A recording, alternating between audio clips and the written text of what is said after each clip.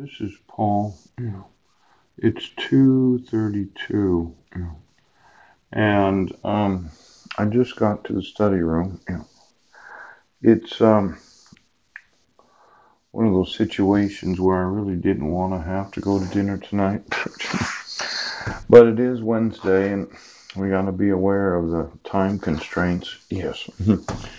My experience has been that a lot of those in office don't really feel any time constraint. They've thought that they'd just put the pressure on me to always have to be under some sort of pressure. Yes. But I have really looked at the face of the actual court order. Yes. This is Exhibit A, that the respondent did not receive actual notice of the hearing. Yeah. And the court does not have jurisdiction over the parties and minors in the subject matter. Yeah.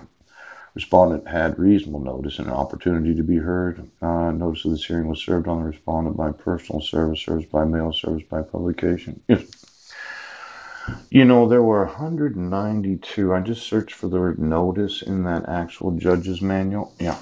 And I made some pictures for those in the judiciary. And then I sent about 1,500 copies of it. Yes. And I was a little concerned because somebody thought, well, there's no possible way you're violating my Second Amendment rights. Yeah, but you actually are.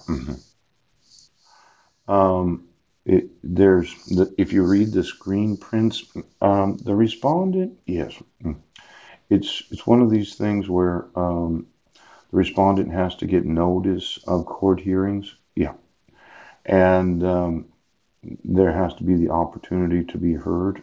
Yes. Now, just looking at it, because I downloaded a copy, yeah. I didn't get any phone calls or any responses to the email. Phew. And I started looking through these various, what are they called? Well, they're legal associations. Yes. But there is what's notice is a concept engendered in constitutional law. Yeah, that every party to a legal action has the right to notice an opportunity to be heard. That would be every party to a legal action? Yes. Mm, mm. Before relief is granted by the court. Now, I started with that screen print because I thought it was really important to point out that every party to any of these legal actions, yes, before you can issue a court order, the relief that the petitioner did or did not want, depending upon how you look at it, she didn't acknowledge the relief. And if you consider that there's no signature and the relief that you gave was not actually what was requested, is granted by the court. Notice on a pragmatic level means that the other party must be served all paperwork, yes, submitted for the hearing, including the document which reveals the day, date, time, and location of the hearing. Yes, within a certain number of days of the hearing itself. This is a constitutional law concept.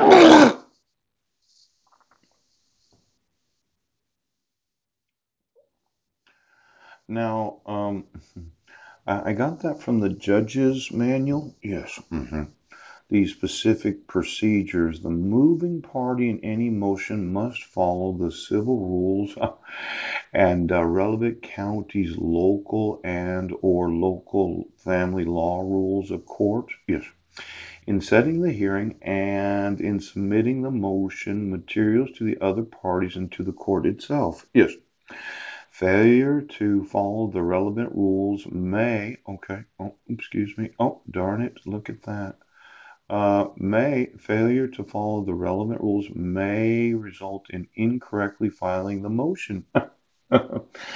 Now, in many counties, deviation from the procedural requirements for motion setting results in the hearing being stricken or canceled by the court itself. This concept of strickening the actual court hearing, yes, or cancel. I didn't see any cancellations of Now, is a concept engendered? Oh, now typically, okay, all other parties and the court are entitled to at least 6 days notice of a hearing. Mhm. In many counties, the notice requirement for family law motions is longer than for a general civil motion. Now, we've been using the 5 judicial days, yes. But for instance, in Snohomish counties, parties are entitled to 12 days notice, yes. In King County, parties are entitled to 14 days notice of any temporary orders hearing, yeah. The other parties and the court must receive the motion paperwork at least that many days, 12 days in Snohomish, 14 days in King County, prior to the date the hearing is to take place. Yeah.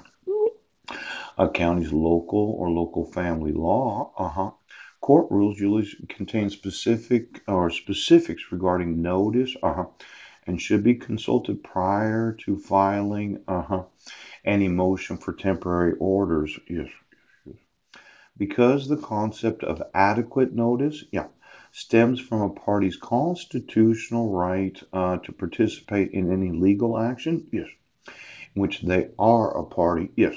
Failure to comply with a particular county's notice requirements in setting a temporary orders hearing by motion will result in the, and then you'd have to look in there.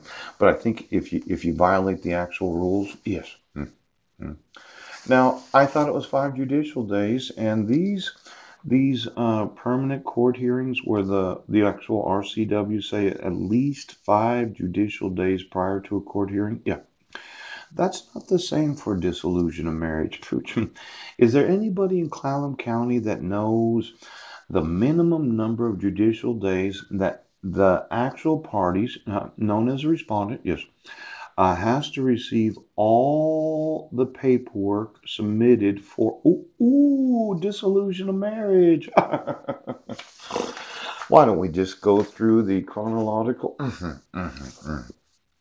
Now, I know 40 days. Now, just using King County's 14 days, but it's more likely it's 12 days. Yes.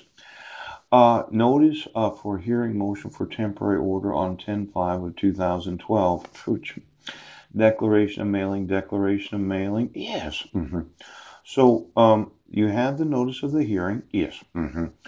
Um,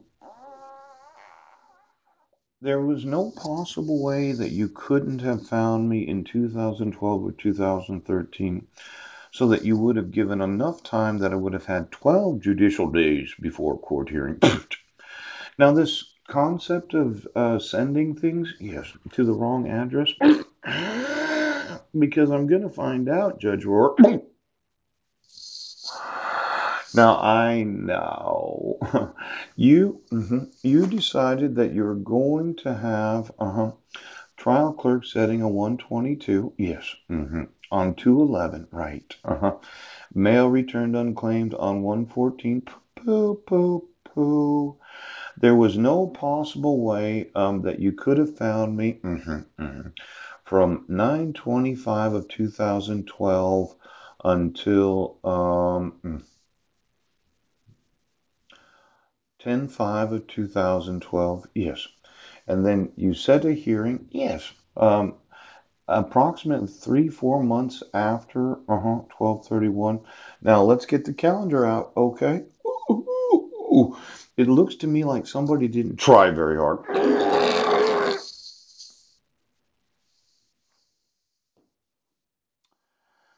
Now, when I found out that family law court cases are different than these kind of general court cases, yes. And you said, well, she sent it to him and he didn't get it. Oh, let's get the calendar out, okay? Oh. Because I think as the petitioner, right, just looking at it, okay, a notice for trial setting 9/14, okay.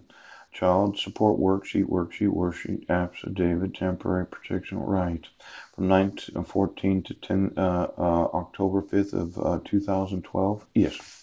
Did you attempt any service on myself during that time?